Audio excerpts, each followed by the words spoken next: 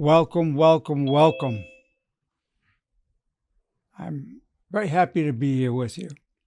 As I say every week, I'm still called Dr. Arnold Nerenberg. Been licensed to practice clinical psychology in the state of California since 1974. And I like to say I've been licensed to walk upon this earth when I was issued my birth certificate in 1941. So I'm over 83 years of age now. It's my privilege and my pleasure to be here with you, to be alive, and be able to present to you materials that are intended to uplift you and your loved ones for all your lives. That's truly my intention. The title of today's presentation is My Struggles and Failures in Becoming a World Champion Powerlifter. Never quit, no excuses. My struggles and failures in becoming a world champion powerlifter. Never stop, no excuses. And I'm sharing this with you, not only in terms of wanting to inspire you in terms of physical fitness and health, but to illustrate the point that the road to success is paved with failures. The road to success is paved with failure. Why am I telling you about this? I'm telling you about this because I don't want you to fear failure. I don't want you to fear setbacks.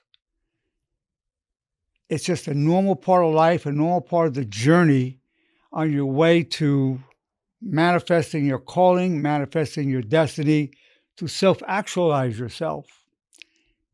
It's a very natural process. This week I'm using becoming a world champion powerlifter, which I did at the age of 65. I'm going to go through the history of how that occurred and all the setbacks and failures I had along the way. Well, firstly, as a child, 5, 6, 7 years old, 8 years old, and I saw the cartoon and the movies about Superman. Well, like a lot of children, a lot of boys, I wanted to be Superman. I wanted to be strong.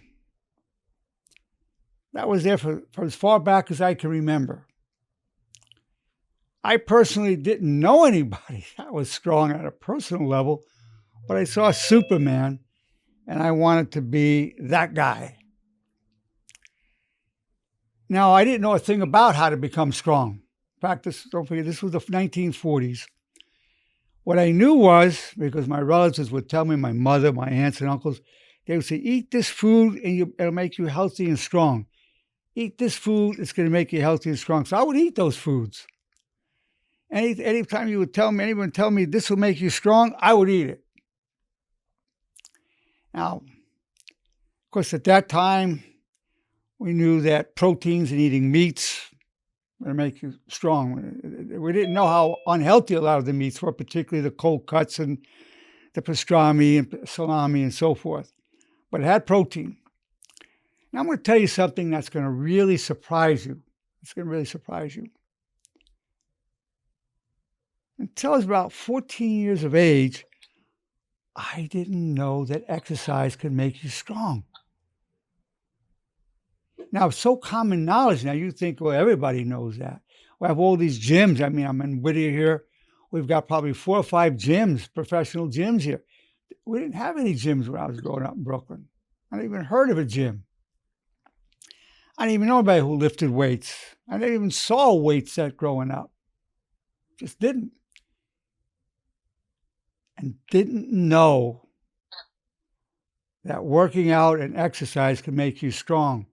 Sounds strange, given right now it's like all the children know that. Now, I didn't, and if I didn't know, probably a lot of us back then didn't know that. So then when I was 14 and I found out that exercise could make you strong, I bought a weight set from Weider. It was about maybe 110 pounds, 120 pounds, and I'd be doing curls, military presses, bent over rows, a lot of exercises, and it was being demonstrated in a booklet by Abe Goldberg, and the standard was 10 reps, 3 sets. And I was training. I was dedicated to it. I would train every other day, 3 to 4 days a week. My friends would come over, wanted to go out and play. I was in the middle of workout. I said, no, I can't go. I'm working out. So I was completely dedicated. I was living in New York. We had basements over there. I had my gym set up in the basement, and I'd be lifting weights. You couldn't buy a bench press at the time, so we had one built, a really inexpensive wooden bench that I could go on and do my bench pressing. And that's how it went. Then at 14, started lifting weights. And I would say within 3 or 4 months, I started seeing results, which was very encouraging.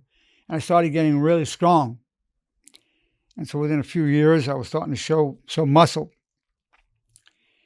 And so when I was in my 20s, now keep in mind, I was weighing in high school about 122. I wrestled in high school. And I was weighing I wrestled in 122 weight class. And when I graduated college, I was 155. So 155 pounds when I graduated from college.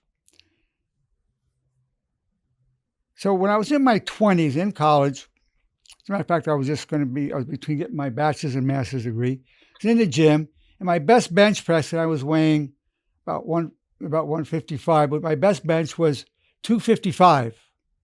Not a bad lift, 255. I just want to contrast it with my world record when I was 65 years old, drug-free, no bench press shirt, just raw. I bench pressed 365 pounds. 365 pounds was a world record in the World Legion of Power. I also, soon after that, set a world record in the World Natural Powerlifting Federation. What's a bench press shirt? Yeah, so he was asking, what's a bench press shirt? Well, this was without a bench press shirt. Now I'm going to tell you the story about what a bench press shirt is. And now let me tell you some of the context. So when I was 59 years old, I remember walking in the parking lot in Whittier College, and I said, I think I could become a world champion powerlifter. I can become a world champion bench presser. I just had that thought. I said, I'm really good at this. And so I was training, didn't really know how to go about it. Keep in mind, my whole upbringing was 3 sets, 10 reps, and that's not the program for being a power lifter. That's good for building some muscle, getting some definition, and even that, it's not ideal for that either. When you want to get definition and size, you want to get at least 15 reps. I was doing 10, so it was just good for what we knew back in the 50s. So then I met C.T. Fletcher, the great C.T. Fletcher, probably the most famous weightlifter alive today. We started hanging out, and then 60% of what I learned and what I've achieved is due to him.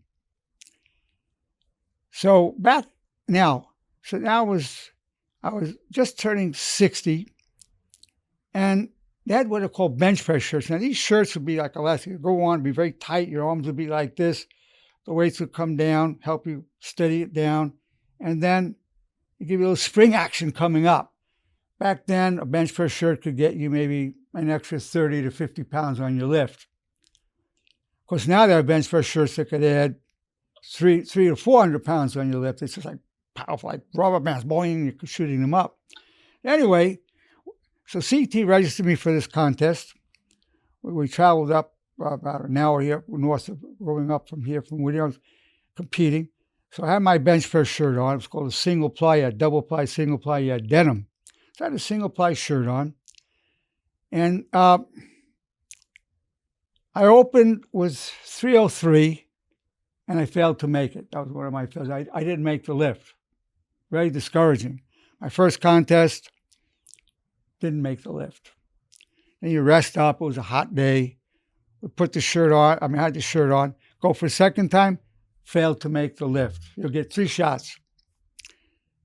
And now nobody comes back. After you fail to make a lift, your body gets exhausted from it. So some guy comes up to us and says, your bench press shirt is on backwards. Looked at T, he looked at me. Yeah, okay, I took off the shirt, struggled getting it on and off. He got it on me the right way. So I got the hand off from the weights, and it came up, and then I was struggling, and I went, yeah! And it went, and I made a lift, and I tied a state record at 60 years of age. Wasn't I've done bigger lifts than that afterwards, but 303 with that bench press shirt, that was getting me into there. But I had those 2 failures, which made it even more amazing that I was able to make the third. Usually you can't come back from those failures. It exhausts you. Well, so a couple of years went by. So I was 155 when I graduated college. So when I went into my 60s, the whole thing was to put on weight to get stronger. So you'd be eating all this food, a lot of meats, but every 2 hours you'd be eating to just get weight on you so you get stronger. You get fat, but you get a lot of muscle on you. Well, I got up to 222. So there I am in my 60s putting on about 70 pounds of weight. My body couldn't handle it. So when I turned 60, I did have a heart attack. It was a major heart attack at 60. That was a big health failure. I went into a heart attack. It's the LAD. It's called the Widowmaker. That's the one that kills you. Thank God I survived it. I had a stent put in. It was good to go. But my doctor told me, don't lift heavy anymore. It's dangerous for you. Well, I wasn't going to listen to that. I kept training and training. And in fact, after a year, he saw how strong and good I was looking. He asked me to become his personal trainer. Dr. Arnold. I said, I'll help you out. I just did it as a favor for him. So I went against medical advice.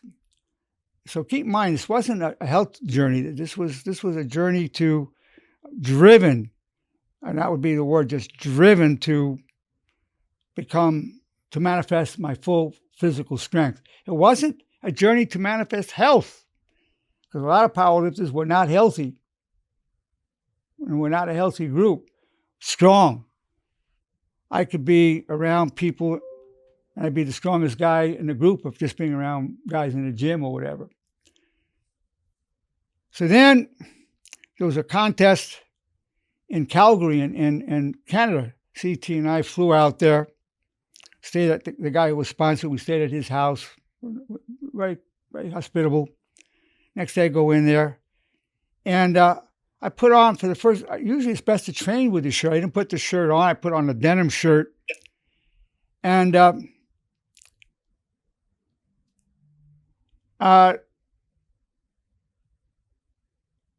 was up going for 325. My leg moved. They disqualified it. So I had a 275 lift with a shirt, which is embarrassing to me. It was very embarrassing. So I could also say these struggles and failures were sometimes humiliating and embarrassing. So they didn't give me the lift to 325. I had the 275, which I was not proud of it at all. We went to one in Laughlin, AAU, and a few days before we went, maybe 4 or 5 days before, I had a single ply shirt on, and I did lift 350 with the shirt. So we come to that contest. We put on what's called a double ply. It should be twice as effective, but I never wore it before. We made the mistake of putting shirts on we never tried before. So I put that on. I opened with 330 pounds. I didn't make the opening lift. You're not allowed to go to lower weight once you come in with a weight. So I went a second time, I failed. Third time I failed. I just bombed out. Very humiliating to me. And it was to CT because he's a world champion powerlifter. Very embarrassing, humiliating.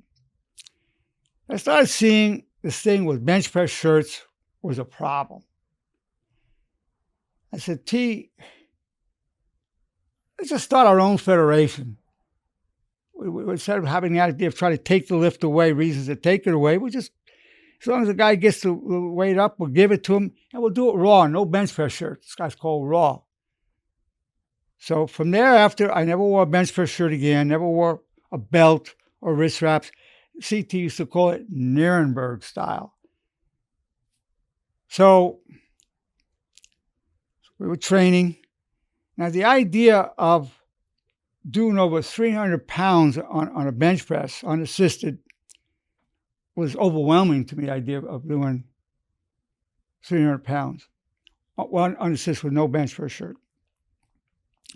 Now, my concept was, I always saw myself as a little Jew boy from Brooklyn. It's insane to have this amount of weight coming down and getting it up. It's very threatening, that all that weight coming down. You feel, well, it's just an instinct that this could crush you.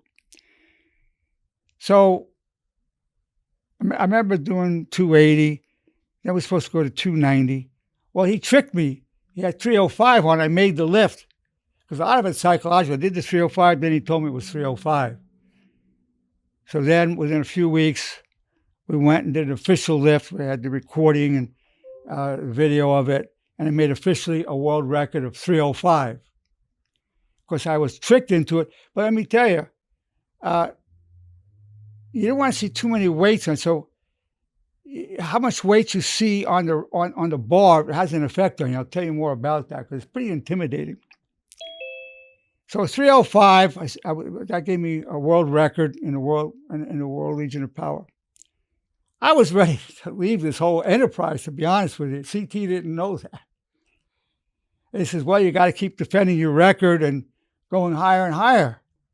And I said, yeah, I really want to stop the whole thing. 305 was mind-blowing to me. Drug-free, no bench press shirt. So anyway, next I did 310, 315. Now 315 are 3 plates on either side of 45-pound plates. I didn't want to see 3 45-pound plates, too intimidating. So we had 2 plates and then a quarter, a dime, a nickel, a couple of quarters. I mean, I had it smaller weights because I didn't want to see all that weight on it. A lot of it's psychological. A lot of it's mental to making these lifts. So I did 315, 320.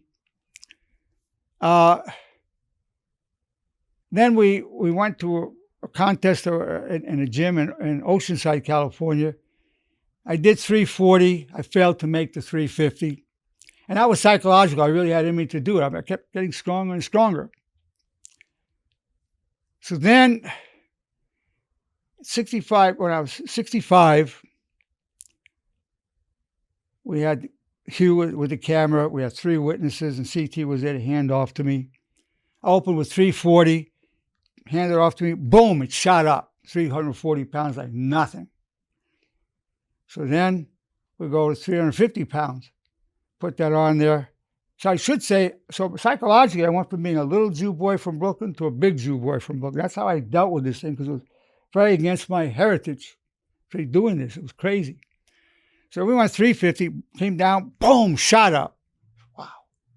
So then we went 365, got it down, came up, struggled a little bit, boom, it went 365. And so we have the photo of it, we have the video of it. I'm doing 365 pounds. That was a world record. So these are the struggles. A lot were psychological. Now, to get used to seeing that kind of weight on the bar, I would go to the Smith machine, and you could put these little platforms on it so you could just set up once you want to move the weight. So I was able to do a 3-inch lockout, where you just move the weights 3 inches. And so I had 560 on there. 560 pounds, 3-inch lockout. What did that do? Number one, it got me not intimidated seeing a lot of weight on the bar. Because when you see a lot of weight on the bar, you're already defeated by saying, oh my God, that's so much weight. Well, seeing 560, I got used to seeing that. And also, when you first feel it, your tendons are used to handling 560. So when CT handed off to 365, it wasn't like, oh my God, it's a lot of weight. It wasn't that, because I already handled 560. It was just comfortable and came up. So a lot of it's psychological in terms of the factors that I'm telling you. So 365 went. And then when I was 70 years old, I did a world record on the power pull-up. We hung 140 pounds from a chain belt, and I did a pull-up with 140 pounds hanging on me. I set on a T-bar pull a world record of 270 pounds when I was 67. That was a world record. So, and then when I was 70, I became a world champion bodybuilder as well. So I come up with Dr. Nerenberg's 4 laws of exercise. Never quit. No excuses. The best time to work out is now, and the worst time is later.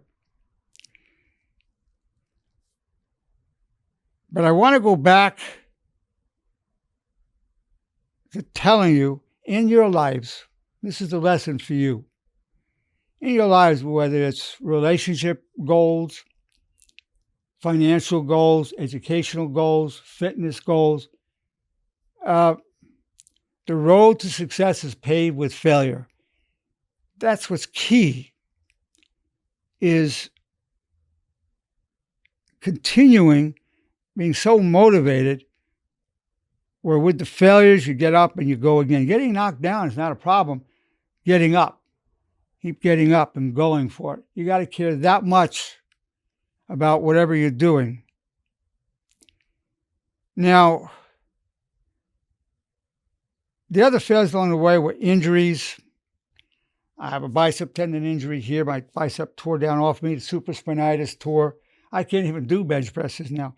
But I will tell you this about my experience as a powerlifter. It was a big failure in terms of health.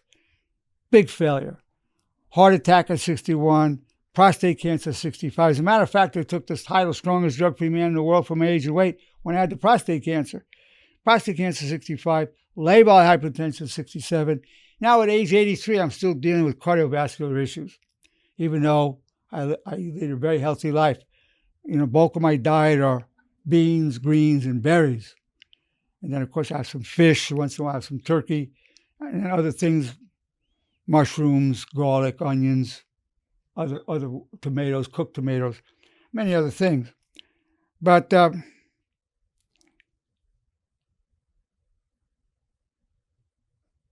it was a big failure in terms of health. Do I regret it? Actually, I don't. But if I would have done it and maintained health while doing it, my life would be a lot better. That's why I call this my struggles and failures in becoming a world champion powerlifter. Now, I also want to announce that on August 3rd, 11 o'clock, we're having an event here at 7238 Painter Avenue in Whittier. And it's the World Legion of Power, which is co-founded by CT and me in 2003, now as the athletic division of the Honor Movement, presents the Journey to Health and Longevity, the Quest to Survive, Thrive, and Living with Honor. So the activities are it's not a competition, these are demonstrations. It features strength and health, physique, and narratives of growth. So this, what I just told you about, is a narrative of growth, my failures and my struggles. So people will be able to come and tell their narratives of growth.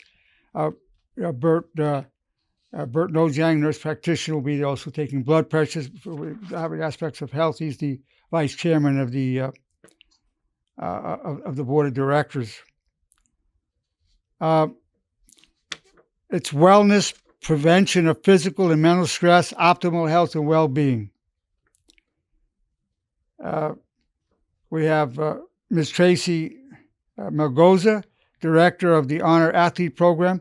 So the Honor Athlete, one of the goals of the Honor Movement is bringing honor into athletics. And the motto is, humble in victory, strength by defeat. Humble in victory, strength by defeat. And then we have Narbe Mansourian, who's the director of the bench press division. When he was 148 pounds, he bench pressed 375. So pound for pound, he's been called the strongest bench presser of all times. Willie Harris, director of the personal training program. Mr. Free Tabrizi, director of martial arts. He's a grandmaster. Bertrand Nodrang, nurse practitioner, the vice chairman, and myself as the chairman. So we're inviting everybody for August 3rd, 11 a.m., right here in Whittier, to be at the event. The goal is inspiration and education.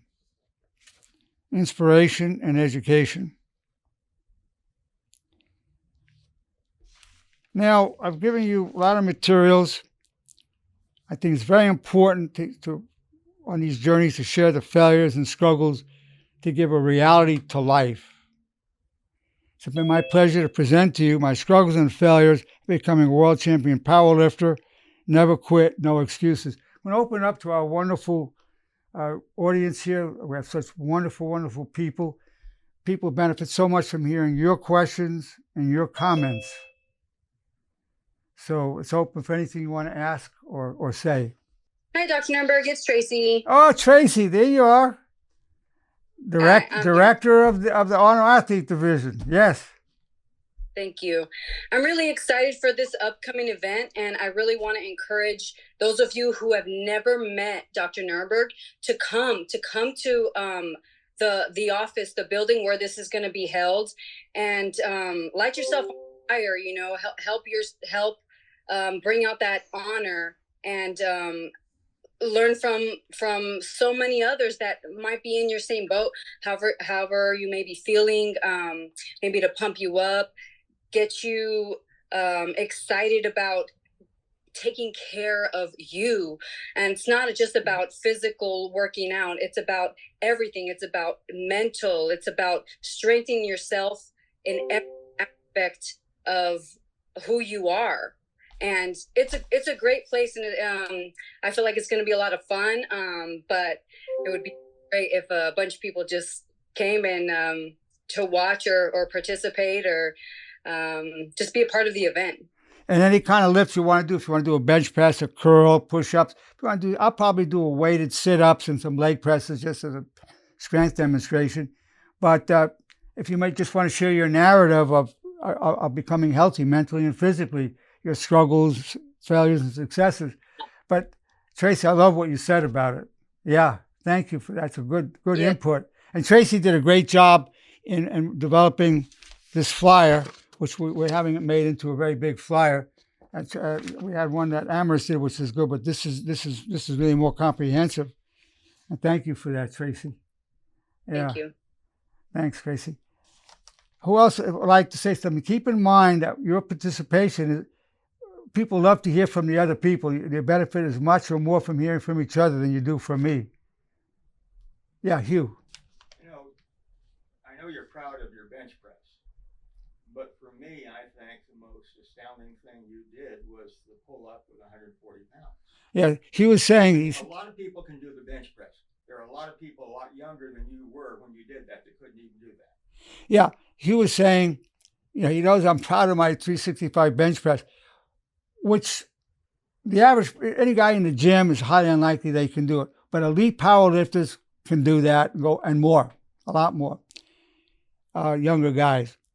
But when I did but he was saying what I did with the power pull-up, 140 pounds hanging from a chain belt, they can't do that. You don't even know anybody that could do a pull-up with 140 pounds hanging on them. Such people exist, but very, very rare. In fact, most of the guys that could beat me on a bench press couldn't come even close to that on a power pull-up. Good point, Hugh. That's where you shine. Yeah, that was my big breakthrough at 70 years of age.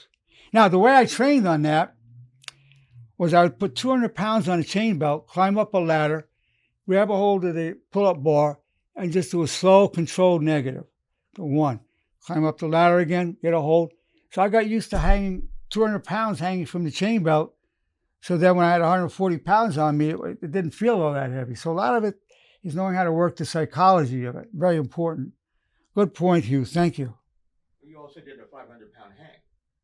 Well, I did 310. So they'll say the power hang is, you have to hang for 4 seconds. So I had 310 pounds hanging from a chain belt, and I went for the 4 seconds. That's how I developed my grip strength. So at 70 years of age, I set a world record on grip strength of 261 pounds per square inch. So the best way is that some people think the gripper is how you develop grip strength. No, it's hanging. Hanging will develop your grip strength. Yeah, I did it with 310 pounds. Yeah, thanks for that, Hugh. Who else would like to ask a question or make a comment? Dr. Nerenberg, this is Fernando. Fernando, welcome, Fernando. Thank you. I just wanted to thank you because I recently sustained an injury. Actually, it's funny you say that because it's a forearm injury. It's a nerve injury from my pretty much my ulnar nerve, so from my elbow to my hand. And I'm used to working out on a daily basis. And normally with an injury like that, I would have just taken time off completely. But, you know, with the way you kind of emphasize like working around an injury and stuff like that, I've been able to do that. Actually, I have a little setup in my living room where I just have like grippers and different things, like you said, kind of get the extensors like in your forearm and stuff like that. And you could be doing squats, leg presses, squats. Right. You work out. You got to work out around. That's key. Right. This Exactly. is good point. So I've been doing legs and basically just more like physical therapy for upper body. So if it wasn't for you, I would probably not be working out at all right now. And I just kind of found out. Really glad, I'm glad I can inspire that you work out around it. But let me just say a couple of things. The muscle group most associated with long life are strong legs. Strong legs and grip strength are the most associated with long life. Because when people get older, one of the things that starts killing older people off is they start falling. But you have strong legs, that'll keep you from getting frail. So strong legs, a good grip. Now also you need to know that muscles are now considered a longevity organ. They give off these myokines that help fight inflammation and activate longevity genes. So muscle is more than just for power and show. It also is for longevity. Now, also when you're lifting heavy weights, you're strengthening your bones. So you're less likely to break them if you fall because your bones are strong. I know when I was about 73, I jumped up for this branch. I missed it and I fell. And my whole body hit the ground. Boom! It was quite a loud sound. And went to see the doctor. And he took an x-ray of my bones. Nothing broke. He says, wow, your bones are really thick. And that was from my weightlifting. So even though I fell flat down, I broke the fall with hitting the ground. And nothing broke. And that's because how strong my bones are from all the weightlifting I've done. Yeah, work around it. That's key. That's a key concept. I've got so many injuries. What slowed me down on lifting is not age. It's been injuries. But I work around it. Exactly. Good point, Fernando. I'm glad it's helped you in that way, and I hope it helps other people in that way. Thank you.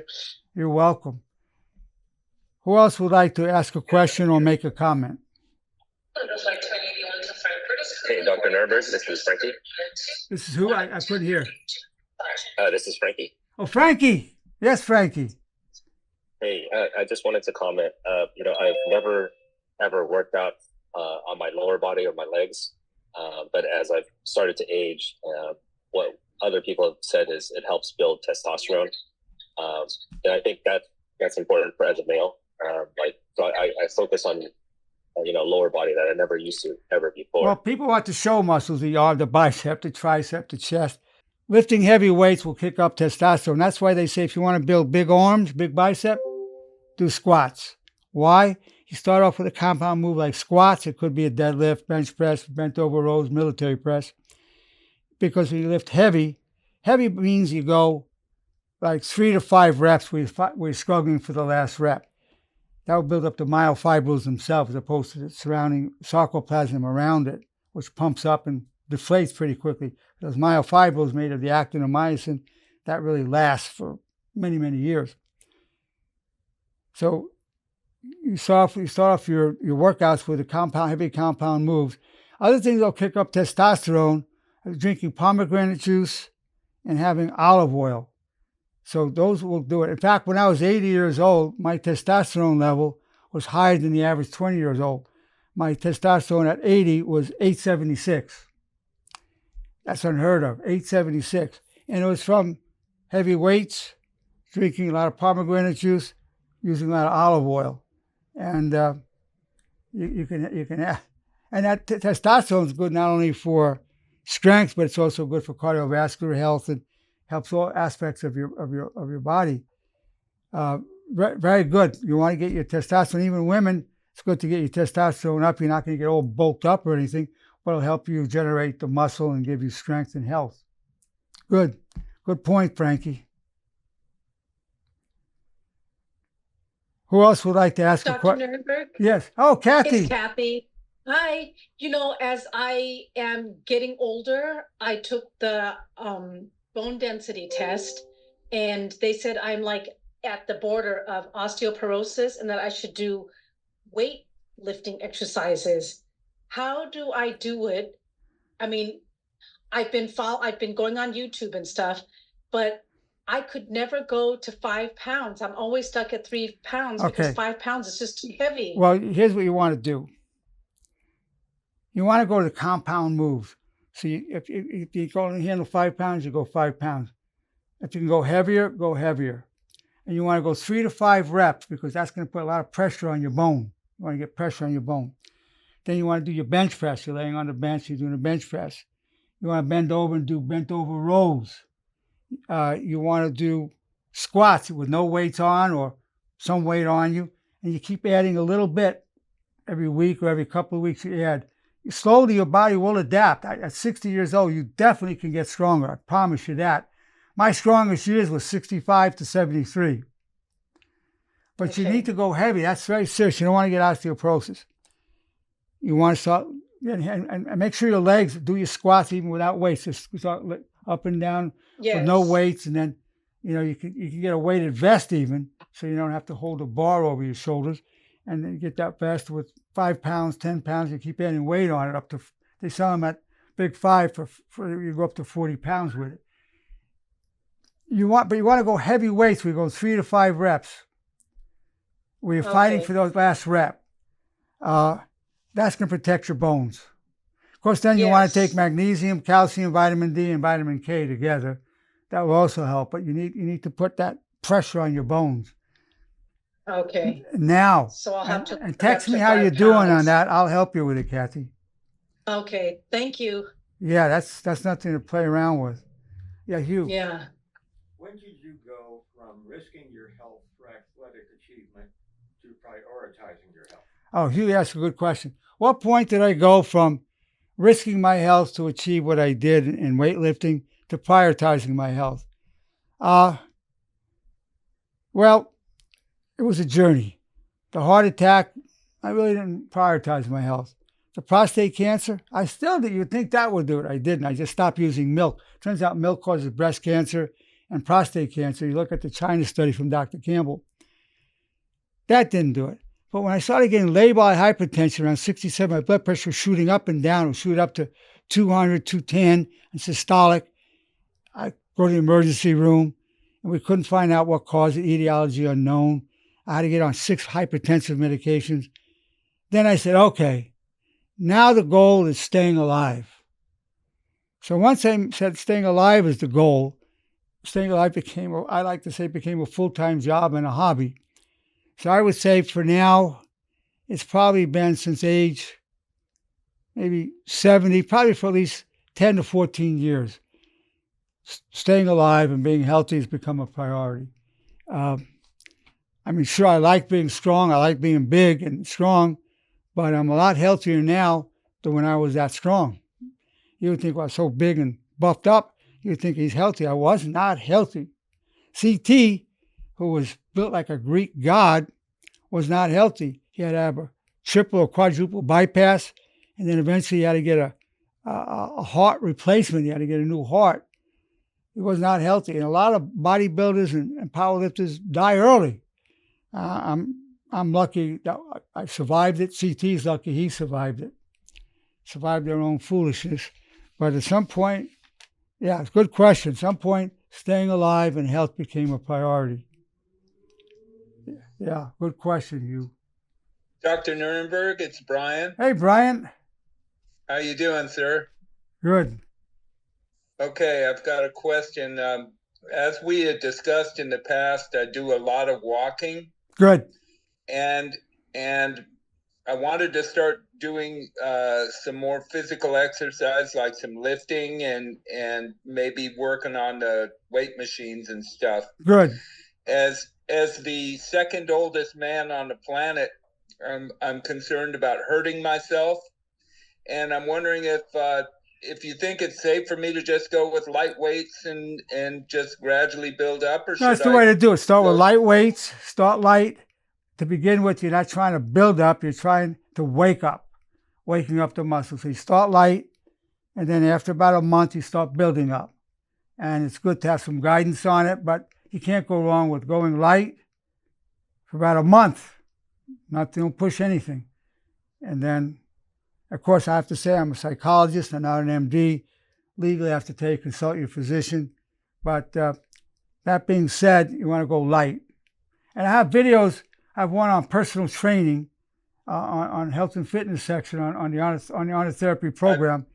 I've seen them. Yeah, if you look at the personal training ones, I talk about starting light for waking your body up the first month.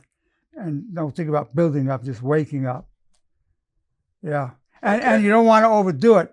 You do it, you're lifting the weights doesn't build muscle, it tears it down. It's a stimulus for muscle growth.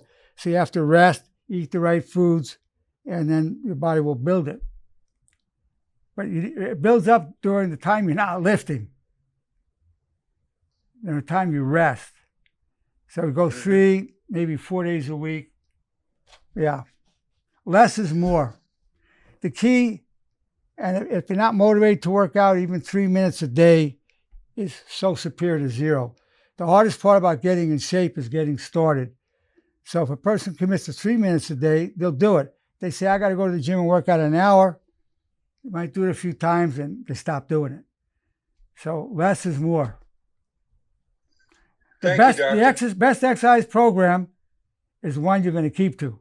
If you don't keep to it, I don't care what they wrote about it, it's not a good program for you. Got it. Yeah. Good. Okay, thank you. Good. And never quit.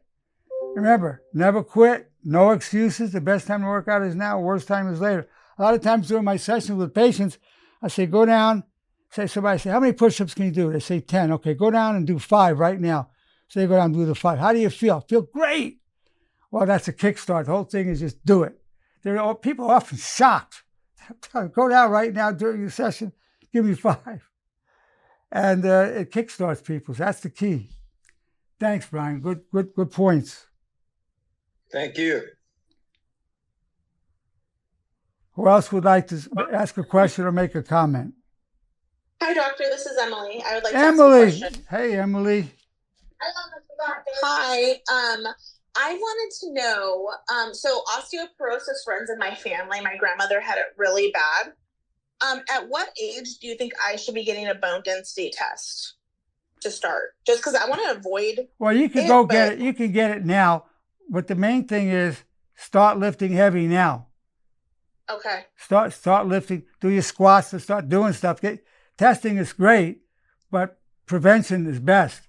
So get tested now, just to get an idea of your base level, and then start going heavy, doing your compound moves.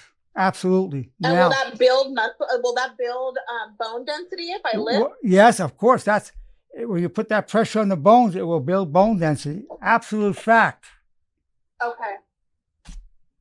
All right. Thank you, doctor. And the heavier you lift, the stronger you make your bones.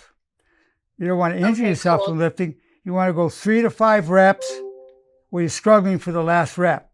Then really that way you're really putting pressure on your bones. Okay. All right. Thank you so much. You're most welcome. These are very, very good questions. Yes. How's it going? It's Angel. Angel, good to see you, Angel. Hey, how's it going? I just had a quick question. I've been having stomach issues. I want to get back into working out. I went to the doctor. He said I have colitis. I know that I'm feeling a little better right now, but I don't know. What do you think will be the best time to start getting back to working out? Right now, right after this phone call, go down and do a few push-ups, do some leg raises. You don't push it too hard. Just start doing something right after we hang up. The best time is right after we hang up. Right after you hang up. All right. Talking 3 minutes. 3 minutes. Okay, can I pick up about that last tip? Yeah.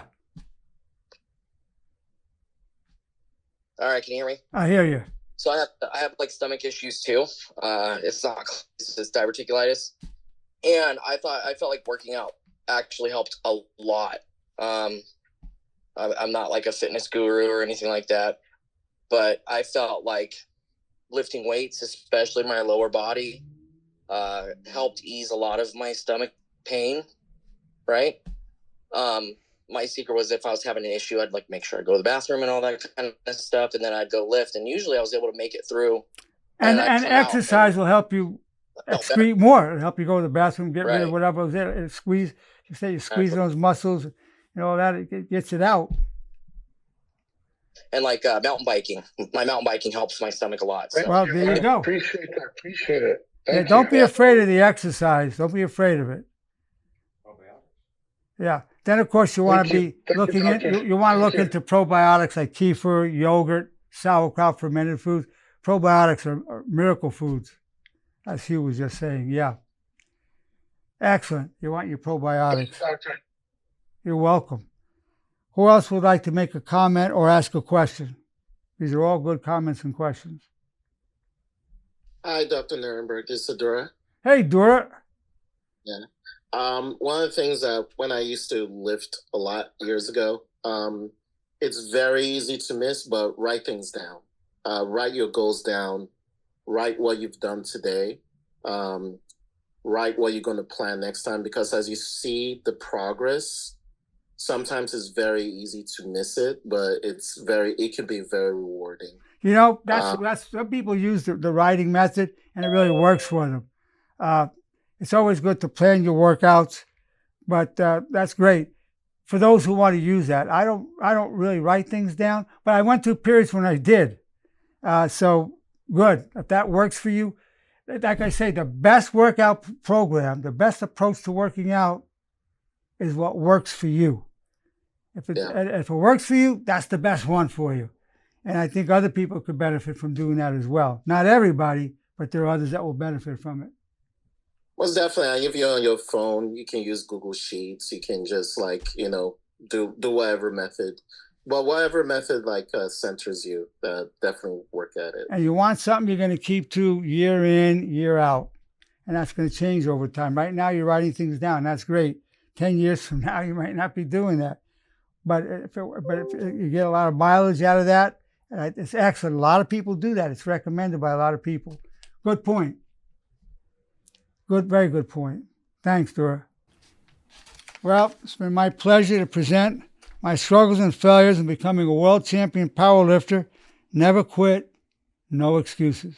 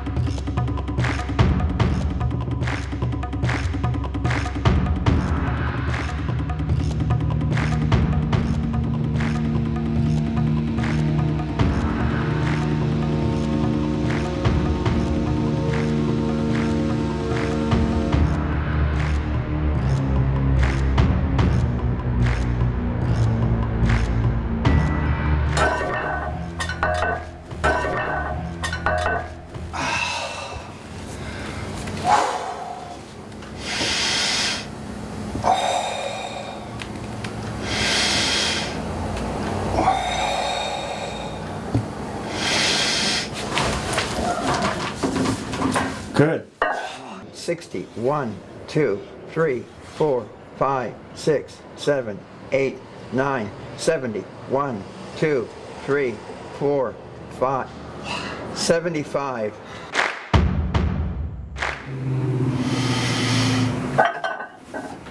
You got it. 24, 25, 26, 27.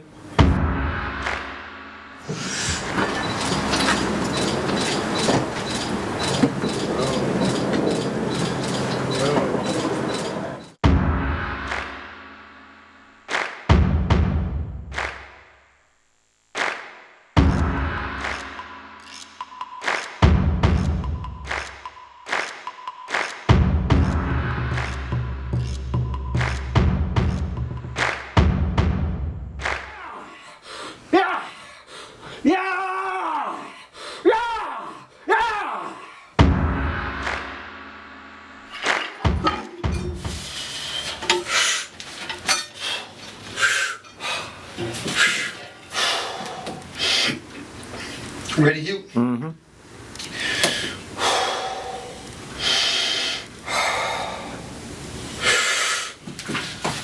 1, 2, 3, 4. I'm gonna do a power grip. My record to date is 255 pounds. I'm gonna go for another record today with my witnesses here. Let's see how it goes. But I'm strong. I'm feeling it. Oh, I'm pumped. All right, 261 pounds.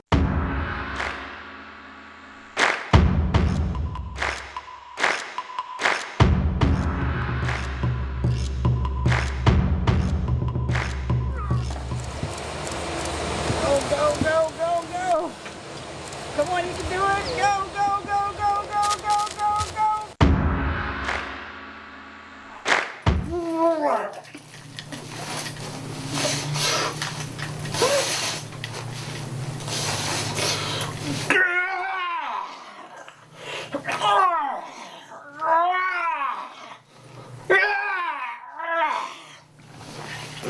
Christ!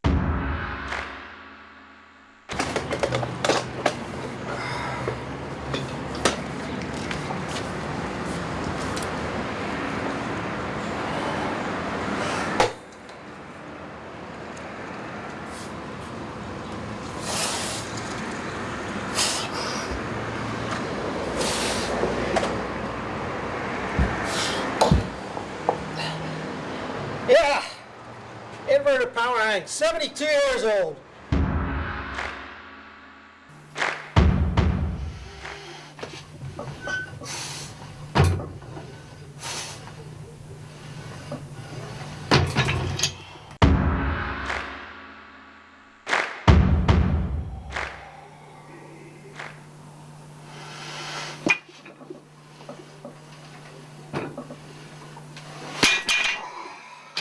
Got it, doctor.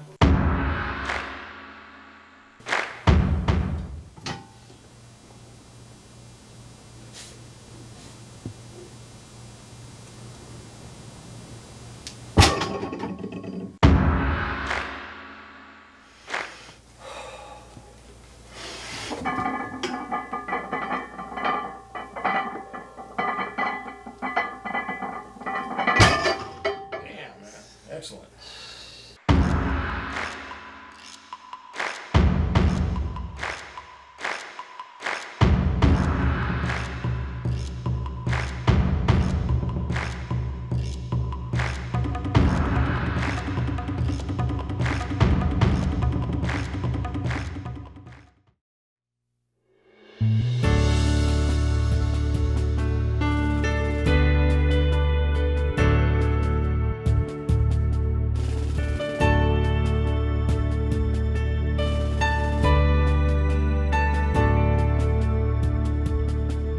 The sea of destiny is in your deepest struggle. God's will and mine be one, and I wish you well. You are co-creator, respectfully real. There's a way in the valley that turns weakness to steel. We're known through all eternity.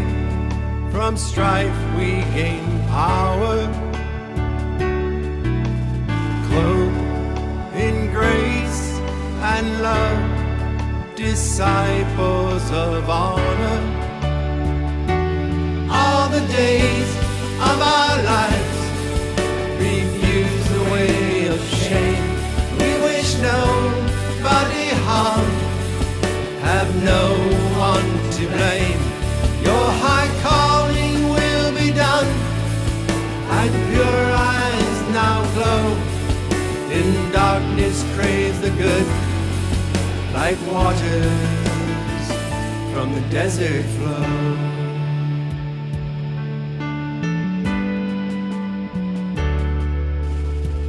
I pledge my love all the days of my life. I pledge my soul to all that is good. I pledge my heart to my brothers and sisters who I join in the light, leave a legacy of honor.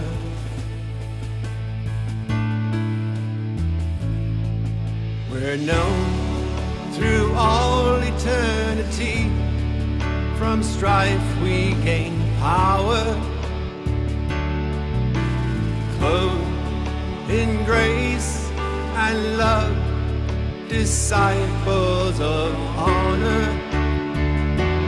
All the days of our lives refuse the way of shame.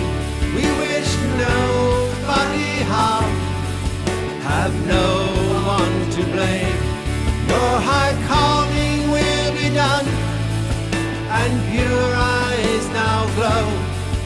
In darkness crave the good, like waters from the desert flow.